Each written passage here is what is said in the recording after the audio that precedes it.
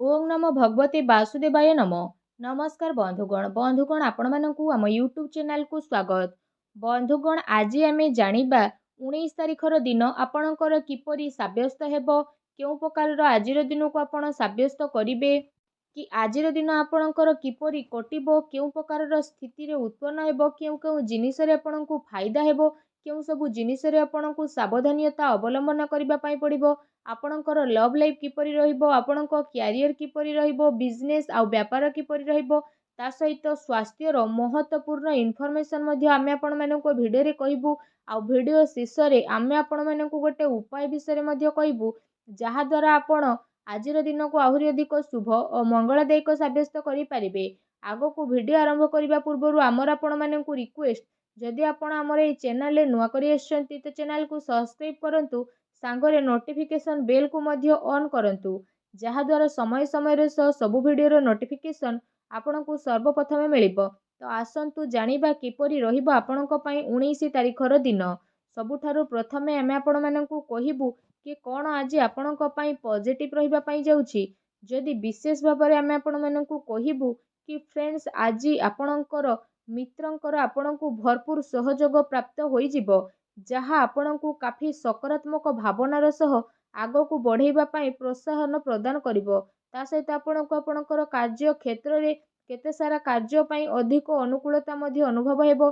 एहा सहित आजिर दिन आर्थिक दृष्टिकोण रु जदि कहिबा आपणक पई बहुत ही भलो दिन रहिबा पई जाउछि, जहा द्वारा आपणक मन बहुत ही प्रसन्न रहिबो। ता सहित आपणकर आर्थिक स्थिति रे काफी अधिक अनुकूल परिवर्तन आसीबो। आ आपणकर व्यवसाय रे मध्ये वृद्धि घटिबो, आमदानी रो स्रोत रे मध्ये लाभ प्राप्ति हेबो एवं आपण आर्थिक रूप रे विशेष भाबरे भलो सामंजस्य बनेकी रखि मध्ये पारिबे। ता सहित आपणकर साक्षात विशेष भाबरे आपणकर मामू बा माउसी घर पक्षक द्वारा होई पारे, जहांक सह मिसिकी आपणकु काफी खुशी हेबो एवं आपणकर कौनसी काम रे से माने साहाय्य सहयोग प्रदान करिवे। ता सहित धार्मिक कार्यकलाप रे आपणकर वृद्धि हेबो, आपण से सब ऊपर खर्च मध्ये करि पारे। संघर्ष करिबा परे कार्य रे आपणकु विशेष भाबरे सफलता मध्ये प्राप्त हेबो। जदि आपण कौनसी यात्रा रे जिबा पई चेष्टा करूछंती तो भी प्रयास आपण करि परिबे, सफलता आपणकु प्राप्त हेबो। जदि आपण कार्य क्षेत्र रे निजर परिश्रम जारी रखुछंती तो तार शुभ फल मध्ये आपणकु अवश्य ही प्राप्त होई जिवो। एहा सहित ए समय रे आपण मानिकी हा चलंतु कि ए समय आपणकर पूर्ण रूप रे आपणक पई ही रहिबो। बास आपणको आपणकर इच्छा प्रदर्शन प्रत्येक क्षेत्र रे देबार रहिछि, तेबे जाई आपण तार परिणाम स्वरूप भल शुभ परिणाम को आपण प्राप्त करिवे। स्थिति आपणक पई बहुत भलो रहिबो। एहा सहित आपणकर मनोबल मध्ये बढ़ी जिवो, जहा द्वारा आपण काफी उत्साह रे मध्ये रहिबे और निजर ऊर्जा बल रे आपण सबु प्रॉब्लम को फेस मध्ये करि नेबे। ता ऊपर आपणकु विशेष भाबरे सफलता मध्ये प्राप्त हेबो, जहा द्वारा आपणकर खुशी दुई गुणा मध्ये होई जिवो एवं आपणक दिन काफी आनंद रे मध्ये कटि जिवो।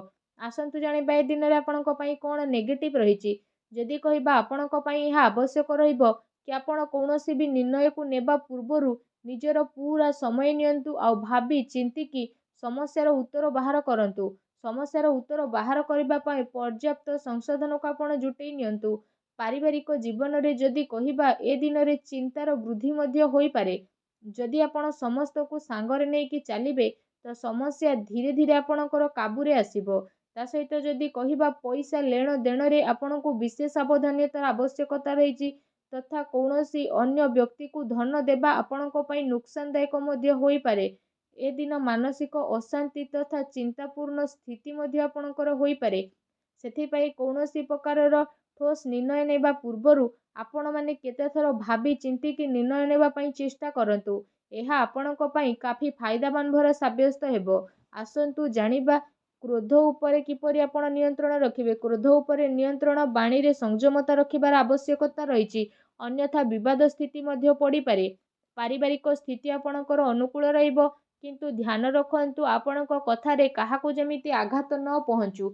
एहा सहित जदि कहिबा परिवार को छाड़ी कि जदि आपण कुआडे दूर जगह को जिबा को चाहुचंती तो भी जाई परिबे। निज जीवन रे प्रत्येक स्थिति पई आपण रेडी हे के रुहंतु, अन्यथा स्थिति आपणक नियंत्रण रु बाहर को जाई पारे। आपणको आपणक परिवार लोकंक सहित धन संबंधित समस्या को सुलझेबा पई मध्ये पड़िबो। ଆଉ ଆପଣ ଅଧିକରୁ ଅଧିକ ଯୋଗଦାନ ମଧ୍ୟ କରିବା ପାଇଁ ପ୍ରସ୍ତୁତ ହୋଇଯାଆନ୍ତୁ। ଏହା ସହିତ ଯଦି ବିଶେଷ ଭାବରେ କହିବା ଉଚ୍ଚ ଶିକ୍ଷା ପାଇଁ ପ୍ରୟାସରତ ବ୍ୟକ୍ତିବିଶେଷଙ୍କୁ ଏବେ ଟିକେ ଅଧିକ ପ୍ରୟାସ ରଖିବାର ଆବଶ୍ୟକତା ରହିଛି ତଥା ପ୍ରତୀକ୍ଷା କରିବାକୁ ପଡ଼ିବ। କାହିଁକି ନା ଏବେ ବହୁତ ଅଧିକ ଶୁଭ ଅବସର ଆପଣଙ୍କ ପାଇଁ ଦେଖାଦେଉ ନାହିଁ। ଏହା ସହିତ ଆପଣଙ୍କୁ ହିମ୍ମତ ହାରିବାର ଆବଶ୍ୟକତା ନାହିଁ, କାରଣ ପରିଶ୍ରମ କେବେ ବ୍ୟର୍ଥରେ ଯାଏ ନାହିଁ। ଆସନ୍ତୁ ଜାଣିବା ଏ ଦିନରେ ଆପଣଙ୍କର ଲଭ୍ ଲାଇଫ୍ କିପରି ରହିବ। ଯଦି କହିବା ଆପଣ ଆପଣଙ୍କର ପ୍ରେମୀ ପ୍ରେମିକାକୁ ପ୍ରପୋଜ କରିବା ପାଇଁ ଚାହୁଁଛନ୍ତି ତ ଆପଣ କରିପାରିବେ, କିମ୍ବା ଆପଣ ଆପଣଙ୍କ ମନର କଥା ମଧ୍ୟ ସେୟାର କରିବାକୁ ଚାହୁଁଛନ୍ତି ତ ବି ଆପଣ କରିପାରିବେ। ଏଥିପାଇଁ ଆପଣଙ୍କୁ ସମୟ ବହୁତ ହି ଅନୁକୂଳ ଭରା ରହିବ। ଫ୍ରେଣ୍ଡସ୍, ଯଦି କହିବା ଆପଣଙ୍କର ପ୍ରେମ ସମ୍ବନ୍ଧ ଏ ଦିନରେ କାଫି ମଜବୁତ ହେବ। ଆପୋଷିକ ସମ୍ବନ୍ଧରେ ଘନିଷ୍ଠତା ଆପଣଙ୍କୁ ଗୋଟେ ନୂଆ ସ୍ମୃତି ମଧ୍ୟ ପ୍ରଦାନ କରିବ। ଜୀବନ ସାଥୀଙ୍କର ଆପଣଙ୍କୁ ପୁରା ସହଯୋଗ ମଧ୍ୟ ପ୍ରାପ୍ତ ହେବ। ଏହା ସହିତ ଯଦି କହିବା ବିବାହିତ ଜାତକଙ୍କ ପାଇଁ ବିଶେଷ ଭାବରେ ଏ ଦିନ ବହୁତ ଭଲ ଦିନ ରହିବ। ଆପଣ ଆପଣଙ୍କର ପ୍ରତିଟି କାର୍ଯ୍ୟ କରିବେ। ଏ ଦିନରେ ଆପଣଙ୍କ ପ୍ରେମ ଜୀବନ ପାଇଁ ଦିନ ବହୁତ ହି ଭଲ ଶୁଭ ରହିବ। ଆସନ୍ତୁ ଜାଣିବା ଏ ଦିନରେ ଆପଣଙ୍କର ବ୍ୟବସାୟିକ କ୍ୟାରିୟର କିପରି ରହିବ। ଯଦି ବିଶେଷ ଭାବରେ କହିବା ବ୍ୟବସାୟିକ ଧନ୍ଦାରେ ଏ ଦିନରେ ଆପଣଙ୍କର ଆର୍ଥିକ ଲାଭ ଏବଂ ଚାକିରିରେ ଲାଭର ଅନେକ ଯୋଗ ମଧ୍ୟ ବନୁଅଛି। ଗ୍ରହ ନକ୍ଷତ୍ର ଅନୁକୂଳ ରହିବା କାରଣରୁ ଆକସ୍ମିକ ଧନ ଲାଭର ବିଶେଷ ଭାବରେ ଅନେକ ହିଁ ଯୋଗ ଆପଣଙ୍କ ପାଇଁ ବନୁଛି। ଆପଣଙ୍କୁ ପଇସାର ଲେଣ ଦେଣରେ ଅଧିକ ଫାଇଦା ମଧ୍ୟ ପ୍ରାପ୍ତ ହେବ। ଅଟକିଥିବା ସବୁ କାର୍ଯ୍ୟ ଆପଣଙ୍କର ପୂର୍ଣ୍ଣ ହେବ। ଧନ ଲାଭର ଭଲ ସ୍ଥିତି ମଧ୍ୟ ବନୁଅଛି, ଯାହାଦ୍ୱାରା ଆପଣଙ୍କ ମନ ବହୁତ ହି ପ୍ରସନ୍ନ ମଧ୍ୟ ରହିବ। ବ୍ୟାପାର ବିସ୍ତାରତାର ଆପଣ ନୂଆ ଯୋଜନା ମଧ୍ୟ ବନେଇବେ। ବ୍ୟାପାରକୁ ନେଇକି ଆପଣ କୌଣସି ଯାତ୍ରାରେ ମଧ୍ୟ ଯାଇପାରନ୍ତି, ଯାହା ଆପଣଙ୍କ ପାଇଁ କାଫି ଲାଭଦାୟକ ସିଦ୍ଧ ମଧ୍ୟ ହେବ। ଆସନ୍ତୁ ଜାଣିବା ଆଜି ଆପଣଙ୍କ ପ୍ରପର୍ଟିରେ କିପରି ନିବେଶ କରିବେ। ପ୍ରପର୍ଟିରେ ଭଲ ନିବେଶ କରିବେ, ଯାହା ଭବିଷ୍ୟତରେ ଆପଣଙ୍କ ପାଇଁ କାଫି ଲାଭଦାୟକ ସିଦ୍ଧ ମଧ୍ୟ ହୋଇଯିବ। ଚାକିରି କରୁଥିବା ଜାତକଙ୍କ ପାଇଁ ଯଦି କହିବା ଆଜିର ଦିନ ବହୁତ ହି ଭଲ ଦିନ ରହିବା ପାଇଁ ଯାଉଛି। ଫ୍ରେଣ୍ଡସ୍, ଆସନ୍ତୁ ଜାଣିବା ଆଜି ଆପଣଙ୍କର ସ୍ୱାସ୍ଥ୍ୟ କିପରି ରହିବ। ବିଶେଷ ଭାବରେ ଯଦି କହିବା ବୁଦ୍ଧିମାନିର ସହିତ ଆପଣ ଊର୍ଜା ଶକ୍ତିର ପ୍ରୟୋଗ କରନ୍ତୁ, ତେବେ ଆପଣଙ୍କୁ ଶାରୀରିକ ରୂପରେ କେହି ଯେମିତି ପ୍ରୋବ୍ଲେମରେ ପକାଇ ପାରିବେ ନାହିଁ। ଆପଣଙ୍କ ଜୀବନ କାଫି ଖୁସି ଭରା ମଧ୍ୟ ରହିବ। ଏହା ସହିତ ଯଦି ଆପଣ ନୂଆ କାମ କରିବାକୁ ଚାହୁଁଛନ୍ତି ତ ନୂଆ କାମ ମଧ୍ୟ କରିପାରିବେ। ଶାରୀରିକ ମାମଲାରେ ଆପଣଙ୍କୁ ଅଧିକ ଖୁସି ମଧ୍ୟ ପ୍ରାପ୍ତ ହେବ। ପ୍ରତିଟି ସ୍ଥିତି ଆପଣଙ୍କ ପାଇଁ ବହୁତ ଭଲ ରହିବ, ଯାହାଦ୍ୱାରା ଆପଣଙ୍କ ପାଇଁ କିଛି ଯୋଗାସନର ସାହାରା ନେବାକୁ ପଡ଼ିପାରେ। ତା ସହିତ ଆପଣଙ୍କୁ ଆପଣଙ୍କର ଖାଦ୍ୟପେୟ ଉପରେ ବିଶେଷ ରୂପରେ ଧ୍ୟାନ ଦେବାର ବିଶେଷ ଆବଶ୍ୟକତା ମଧ୍ୟ ରହିଛି। ଏହା ସହିତ ଯଦି କହିବା ନିଜ ସ୍ୱାସ୍ଥ୍ୟକୁ ଆହୁରି ଅଧିକ ଭଲ ରଖିବା ପାଇଁ ଆପଣ ପ୍ରତ୍ୟେକ ଦିନ ଯୋଗ କରନ୍ତୁ, ବ୍ୟାୟାମ କରନ୍ତୁ ଏବଂ ସୁସ୍ଥ ରୁହନ୍ତୁ। ଆସନ୍ତୁ ଜାଣିବା ଆଜି ଆପଣଙ୍କ ପାଇଁ କ'ଣ ବିଶେଷ ଉପାୟ ରହିଛି। ଯଦି କହିବା ଆଜି ଆପଣ ସ୍ନାନ ଆଦି ବିଶେଷ ଭାବରେ କରିସାରିବା ପରେ ପୂଜା ଘରେ ବିଶେଷ ଭାବରେ ହଳଦୀର ଅର୍ପଣ କରନ୍ତୁ। ଭଗବାନ ଲକ୍ଷ୍ମୀଙ୍କର ପୂଜା ଆରାଧନା କରନ୍ତୁ। ଲଡ୍ଡୁ ଭୋଗ ଚଢ଼ାନ୍ତୁ। ଏପରି କରିବା ଦ୍ୱାରା ସବୁ ନକାରାତ୍ମକ ଶକ୍ତିର ବିନାଶ ହେବ, ଶୁଭ ଫଳ ପ୍ରାପ୍ତ ହେବ। ଭିଡ଼ିଓ କେମିତି ଲାଗିଲା କମେଣ୍ଟ କରିକି ଜଣାନ୍ତୁ। ଚ୍ୟାନେଲକୁ ସବସ୍କ୍ରାଇବ୍ ମଧ୍ୟ କରିନିଅନ୍ତୁ। ଧନ୍ୟବାଦ।